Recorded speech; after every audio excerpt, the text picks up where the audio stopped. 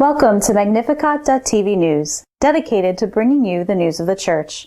Today is Wednesday, November 18th, 2020.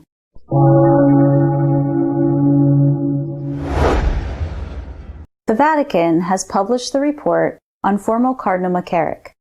Pope Francis is totally exonerated from complicity with him.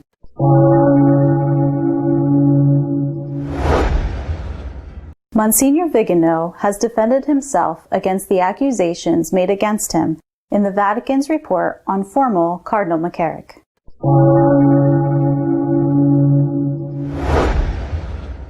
The annual report of the Pew Foundation, the most important study on religious freedom, denounces the increase in repression suffered by Christians, especially in China.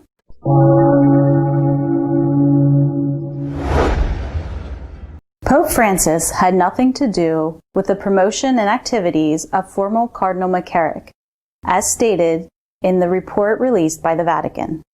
The Holy See has made public its report on former Cardinal McCarrick, Archbishop Emeritus of Washington, in which the itinerary based on documents and witnesses of the promotion of the sexual predator to the cardinalate and subsequent removal is recorded.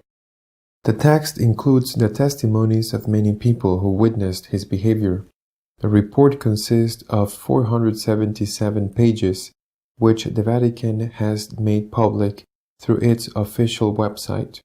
It includes copies of reserved minutes with the reports that were given to the previous popes. According to the report, until 2017, no substantiated accusation referred to abuse or harassment of minors. As soon as the first report of a minor victim arrived, Pope Francis acted quickly and decisively against the elderly cardinal, already retired since 2006, removing him from the cardinalate and the priesthood.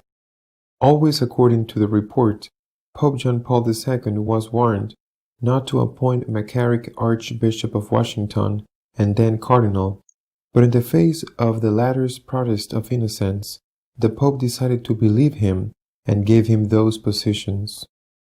Benedict XVI removed him from the Diocese of Washington and recommended that he retire from public life. But he did not want to make this request public, so the cardinal, with less intensity, continued to travel and even represented the Holy See in various countries such as China. He was one of the agents of the current pact between the Chinese Communist government and the Holy See. After Francis's arrival and until Bishop Vigano published his complaint, even asking for the Pope's resignation, McCarrick continued to travel and make international contacts on behalf of the Vatican. The report accuses Bishop Vigano, the nuncio in the United States, of not having investigated in depth the accusations against McCarrick, as he was ordered to do in 2012, and of not having tried to limit his activities and national and international travel.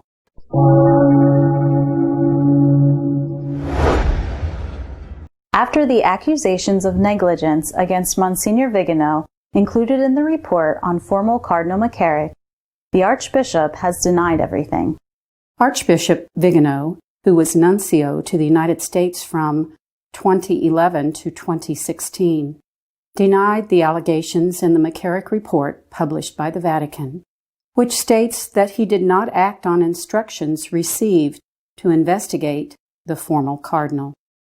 In an interview with EWTN, Bishop Vigano said that he was not interviewed or asked for his opinion for a report that mentions him more than 300 times. Bishop Vigano considered that the report seeks to blame Pope John Paul II and Pope Benedict XVI. He also said that these pontiffs would have been convinced by officials in the Vatican Curia not to believe the rumors about McCarrick. Who had any interest in promoting McCarrick so that they could have advantages in terms of power and money? He questioned. In the case of John Paul II, the main person interested in promoting McCarrick was definitely Cardinal Sodano. He was Secretary of State until September 2006. All the information was received by him. In November 2000, he had already received information from Nuncio Montalvo regarding the accusation of grave abuse committed by McCarrick, said Vigano. In the case of Benedict XVI, Bishop Vigano said that Cardinal Tarcisio Bertone led Pope Benedict to decide that a canonical process should not be followed, nor should any canonical sanction be ruled out, and that only a simple appeal to McCarrick's conscience should be made. Archbishop Vigano indicated that he personally spoke with Pope Francis about these sanctions in 2013, but commented that Francis not only revoked Benedict's sanctions, but made McCarrick his trusted advisor, advising him on various appointments of bishops in the United States. Because of this, Bishop Vigano asked that Pope Francis resign. The McCarrick report is contrary to several parts of Bishop Vigano's statement. He points to numerous examples of how McCarrick kept Bishop Vigano informed about his travels, while the latter was nuncio. In some cases, Bishop Vigano responded in writing to acknowledge and thank McCarrick for his work. Bishop Vigano rejected the claim that he did not comply with the investigation of the matter. He further indicated that the same report acknowledges that there is written correspondence between him and Bishop Budkowski, the bishop of one of the priests who denounced McCarrick, whom he forwarded to Cardinal Aule in June 2013. What is disturbing is that in the same report, obviously made by many hands, there are numerous contradictions, enough to consider that it has little credibility, assured Bishop Vigano.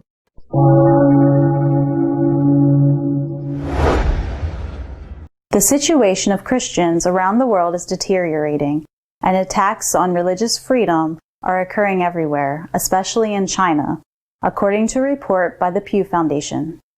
In a study conducted by the Pew Foundation, where each country is attributed a percentage according to the restrictions it imposes on religious freedoms, of the 198 countries examined, China again proved to be the country with the most persecution.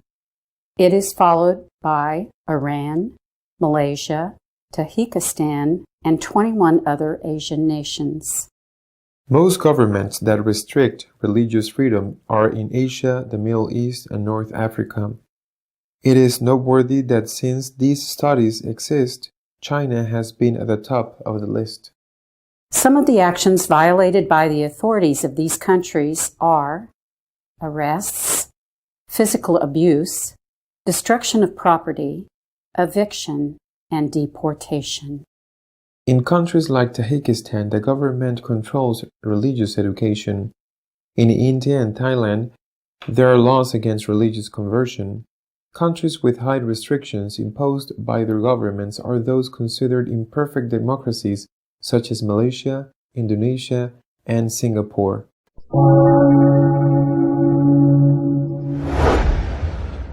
Our editorial this week is dedicated to commenting on the challenges the Church will face in the midst of ongoing and profound radical societal changes. La publicación por parte de la Santa Sede del informe sobre el ex cardenal McCarrick cierra, al menos de momento, cierra un capítulo triste, lamentable, desdichado de la historia reciente de la Iglesia en Estados Unidos y en el mundo.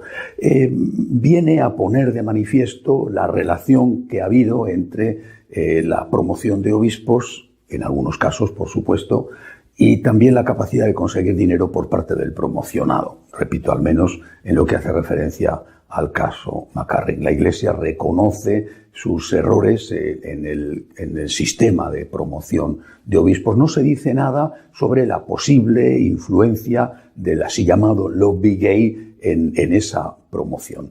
En todo caso, el presidente de la Conferencia Episcopal Norteamericana ha admitido, ha dado por válido el informe. Mientras espero y deseo que este capítulo de verdad quede cerrado satisfactoriamente. He seguido con atención la publicación de un libro que me parece realmente lúcido por quien lo escribe y por el contenido. El autor es George Weigel, quizá el mejor biógrafo de San Juan Pablo II, y el libro se titula El próximo Papa. En este libro, este escritor norteamericano habla de los retos que el sucesor de Francisco va a tener que enfrentar, al margen de quién sea. Él no entra en quinielas de si va a ser este o va a ser aquel. Al margen de quién sea, del nombre o de la línea, tendrá que enfrentarse con estas características, con este mundo que tiene estas características. Bien, entre otras cosas, Weigel dice que hay que asumir que ya no vivimos en tiempos de cristiandad, sino que estamos en tiempos apostólicos. Yo creo que esta frase, que ha sido muy repetida esta semana por los medios, es necesario explicarla. Se conoce como tiempos de cristiandad, sobre todo a una época determinada en la Edad Media, en la cual la Iglesia en Europa, porque era donde estaba en ese momento, en la Iglesia sobre todo, la Iglesia tenía el gran poder de influir en el mundo social. Por ejemplo, nombrando reyes o incluso deponiendo emperadores. Pero además la Iglesia tenía la capacidad de establecer las llamadas treguas de Dios, que servían para parar las guerras permanentes y continuas entre los ambiciosos señores feudales. Consiguió que los templos fueran lugares de asilo donde se podían refugiar las víctimas de esa caprichosa e injusta justicia feudal. La Iglesia influyó notabilísimamente en esa época en la cultura. Ahí quedan todavía las bellísimas catedrales en Europa, la música sacra, la literatura, incluso la ciencia. La Iglesia creó una red extraordinaria de servicios sociales, pensando sobre todo en los más pobres, y también una red extraordinaria de educación, que en muchos aspectos todavía llega hasta hoy, porque muchas universidades tienen su origen en universidades fundadas por la Iglesia. Pues bien, esa época ha desaparecido. Leyendo esto me acordaba de un mensaje, de un discurso del hoy ya arzobispo emérito de Filadelfia, Monseñor Chaput, un hombre de verdad extraordinario, que hablando a sus sacerdotes, un par de años antes de su despedida, les decía: tenemos que asumir que el mundo ha cambiado y que ya no podremos influir en la sociedad para evitar leyes injustas, tipo la ley del aborto o la ley que equipara otro tipo de uniones con el matrimonio. Incluso, decía el Chaput, pues tendremos que asumir que vamos a perder aquellas instituciones que hemos creado al servicio de la gente. Por ejemplo, los asilos de ancianos es posible que tengan que cerrarse si se obliga en esos asilos a dar la eutanasia, como está ocurriendo ya en Bélgica. Es posible que tengamos que abandonar también la maravillosa red de educación, si se obliga a dar una educación que enseñe valores y comportamientos contrarios a nuestra fe. Pero, decíamos en el Chaput, lo que no debemos perder nunca es la capacidad de ser la luz del mundo. En la época apostólica, en la época de los apóstoles, la Iglesia no tenía poder, no tenía ningún poder. No podía evitar la corrupción de los emperadores, no podía evitar que aquella sociedad pagana se hundiera en la inmoralidad y en la injusticia. No tenía poder. Y sin embargo, incluso estando perseguida, crecía, porque era la levadura en la masa. Eso es lo que tenemos que ser, la levadura en la masa, la luz del mundo, la sal de la tierra. Y para eso hay que ir al origen de esa Iglesia apostólica, porque el origen de la Iglesia apostólica no está en los apóstoles. El origen de la Iglesia apostólica está en un hombre y en una mujer.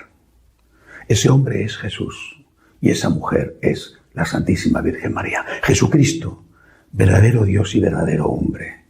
La Santísima Virgen, la Madre de Dios. Nosotros tenemos que volver a ese origen, Jesús y María. Si nosotros volvemos a Cristo, aceptamos su mensaje de forma íntegra, sin considerar que una parte de ese mensaje es material de desecho, que tiene que olvidarse, buscando todo tipo de excusas. Porque ya no se puede adaptar al mundo, que para ser simpáticos al mundo y que nos dejen sobrevivir, tenemos que rechazar una parte del mensaje de Jesús, no sobreviviremos. En cambio, si somos fieles a Jesús, repito, a su mensaje íntegro, tal y como está en los evangelios, a la tradición, que es la interpretación que la Iglesia fielmente y heroicamente ha dado a ese mensaje, si somos fieles a Cristo, sobreviviremos. Si somos fieles a María y la vemos como nuestro modelo de amor a Dios, porque nadie como ella amó a su Hijo, sobreviviremos. Si en cambio decimos que, repito, el mensaje de Jesús en parte está trasnochado, anticuado, hay que olvidarlo, se producirá lo que ya está pasando ahora. Unos dirán, no estoy de acuerdo, yo quiero ser fiel a Cristo, a sus enseñanzas, a la tradición. No puedo aceptar que esto se tire, se deseche. No puedo aceptar que incluso Jesucristo se compare y se equipare a otros supuestos salvadores del mundo. No puedo aceptarlo. Y en cambio otro sector dirá, hay que ponerse al día, hay que modernizarse, hay que dejar todo esto. ¿Eso qué es? La división. Un reino en guerra civil está perdido. Se derrumba casa tras casa, va a la ruina. Son palabras de Jesús. Lo estamos viendo.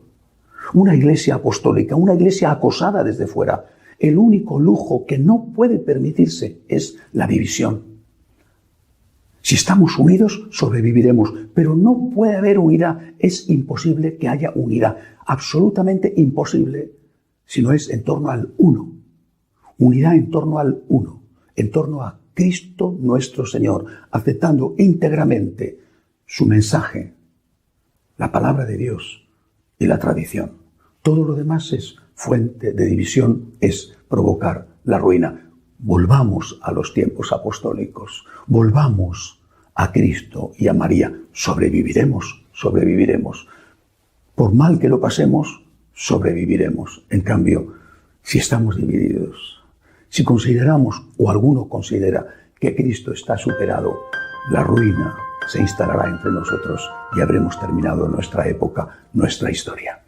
Hasta la semana que viene, si Dios quiere.